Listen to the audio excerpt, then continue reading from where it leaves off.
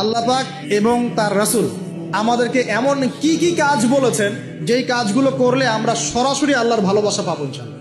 জানার দরকার আছে কি নাই?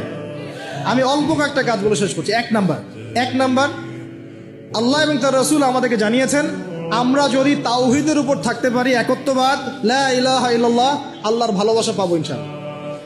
যে ব্যক্তি শিরকের পাপে লিপ্ত আছে সে আল্লাহর ভালোবাসা পাবে না যতক্ষণ না সে তওবা করে ফিরে আসছে। অতএব আল্লাহর ভালোবাসা পাওয়ার জন্য এক নাম্বার কাজ কি ভাই? আল্লাহর তাওহীদের কালিমা লা ইলাহা ইল্লাল্লাহ এর উপর থাকা, শিরক বাদ দেওয়া। শিরক সম্পর্কে জানার জন্য একটা বই পড়েন, কিতাবুত তাওহীদ। কি নাম বললাম? কিতাবুত তাওহীদ। একটাই পড়েন, দেখবেন ইনশাআল্লাহ শিরক কাকে বলে, কত প্রকার, কি কোন কাজ করলে শিরক হয় সব জানতে পারবেন ইনশাআল্লাহ।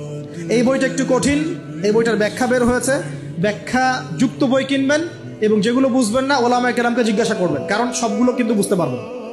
এক নাম্বার। দুই, নবী সাল্লাল্লাহু আলাইহি ওয়াসাল্লামের অনুসরণ করলে আল্লাহ আমাদেরকে ভালোবাসবেন। দলিল আল্লাহ পাক সূরা আলে ইমরানের মধ্যে বলছেন 31 নম্বর আয়াতে আল্লাহ বলছেন, কুল, হে নবী আপনি বলে দিন, ইন কুনতুম তুহিব্বুনাল্লাহ, তোমরা যদি, হে আদম সন্তান, হে উম্মতে মুহাম্মাদি, তোমরা যদি আল্লাহর ভালোবাসা পেতে চাও, ফাত্তাবিউনি, তোমরা আমাকে অনুসরণ করো। কাকে?